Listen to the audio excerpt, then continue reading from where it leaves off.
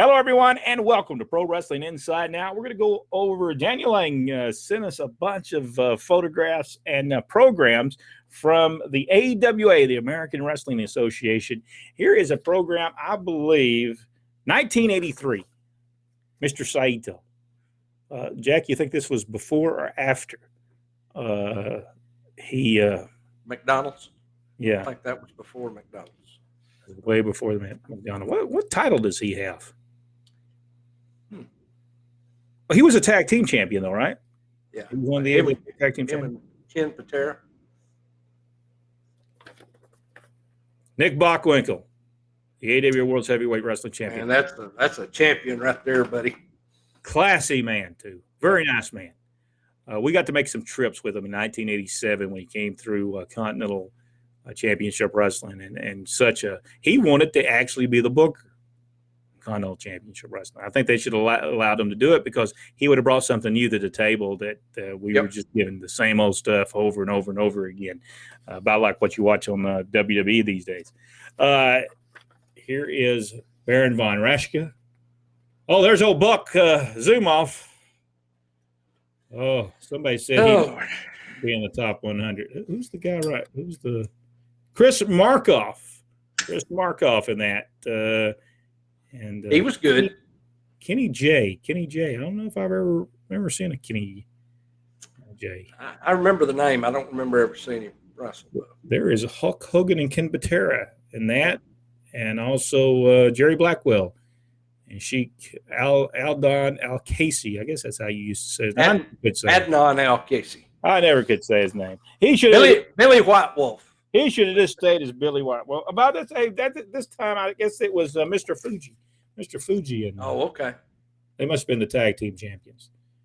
I don't know if that's the AWA or that's the WF tag team titles. I'm not for sure. Because wasn't they WF tag team champions as well? Seems like they were. Did you ever get any of them cards, Jack? Them trading cards? No. I never got any of those either. I never. It was about, here's the High Flyers. I watched the show from 1978, Memphis, Tennessee. They were on there, and I can't remember who they was wrestling against, but they were going to have a 50-man battle royal. 50 men, and they built a ring that was 24. It was a 24-foot ring for this 50-man battle royal. I wonder if AWA had this same match in 1978, because I don't think, knowing Jerry Jarrett, he's too cheap to actually buy one himself. I wrestled Don Bass in a 24-foot ring one time. Did you get wore out just running? Oh, yeah. We stayed on one side the whole time. There's old Jesse the Body Ventura in this program there. Bobby Heenan, Nick Bockwinkel. Great program. All right, here is one, the Big K. Who's the Big K? Gosh, I do remember that name. I can't remember any details about it. See if somebody tells us who maybe Daniel will know who it is. Hey, look at here. He was selling some Donna Power, Vern Gagne. Even back in those days, he was trying to sell some merchandise. Stan Kowalski was the Big K. Oh, okay. And was he the manager of Ivan Koloff? Or was he just a tag team partner?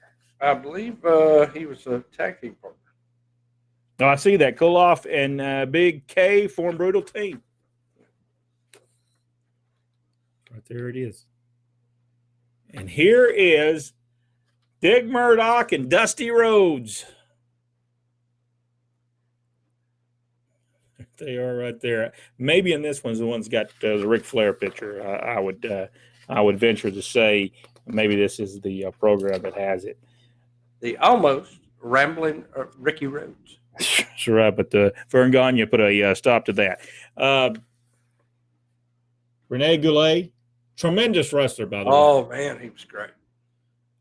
Jack, what should say that? What's that, the guy's name? I don't know that I can read. There's old George Scott.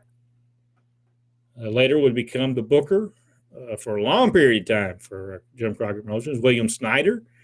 You said he was in the office at the time, right? Mm-hmm.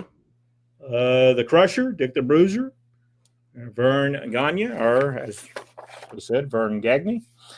Earl Wahoo. I think he was owner in the Bruisers territory.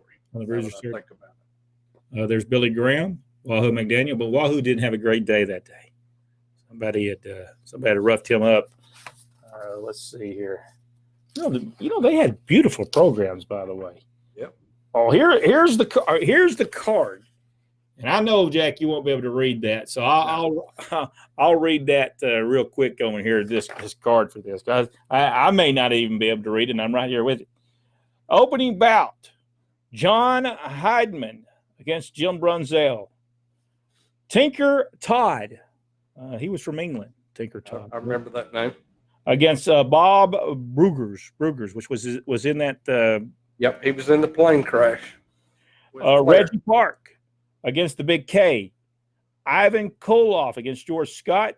Dirty Dusty Rhodes and Dirty Dick Murdoch against Danny Hodge and Dr. Dill Miller. Dr. Dill Miller. I've never heard of that. Wahoo McDaniel against Superstar Billy Graham was the main event. Dusty Rhodes tells a story that he thought he could whip Danny Hodge. He said that that's who he wanted to take on. He wanted to take on Danny Hodge. He said that Danny Hodge hurt him in more ways than he had ever seen somebody hurt. And I think a lot of people can tell that same story because Danny Hodge would hurt you in a minute. And you wouldn't even know what happened. Look at Andre the Giant. Man, look at this picture of Andre. He was slim. Look at that. Wow. Billy Robinson. Oh, what a tremendous wrestler he was. He was so good. Nick Bockwinkel. They had great talent in AWA. Ray Stevens. Ray Stevens is one of the best ever put on a pair of tights. Yep. If you've not seen them, go and do yourself a favor. Watch him. He is tremendous. All right. So, all right. Ric Flair.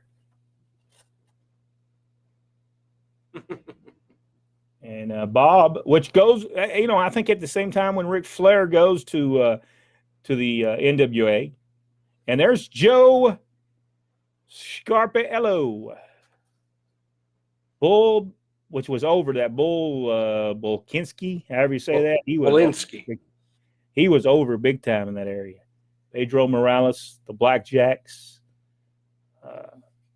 Man, I'm. If you could just go back, there's a Dr. X mask right there. That's where you could order your mask right there. I remember that ad. Yeah. Good stuff. There's Reggie Parks. By the way, they forgot the S on the end of the day. Reggie Parks, which made the belts for many years.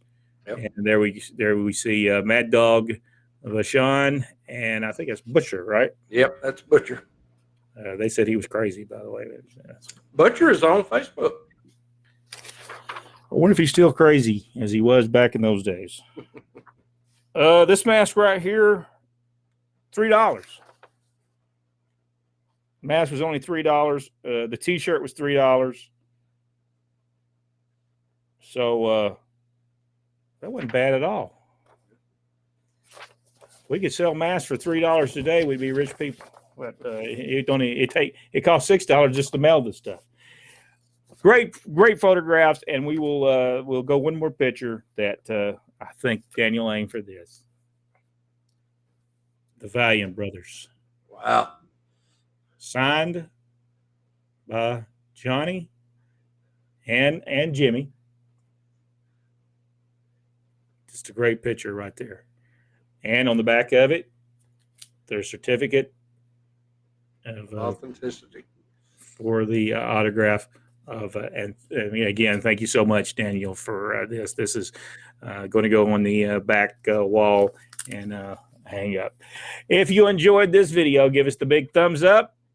Subscribe to the page. Go one step further. Hit that notification bell. Watch the video. down below. Until the next video, this is Brent West along with Jack Lord, and we'll see you in the next video right here on Pro Wrestling Inside Net.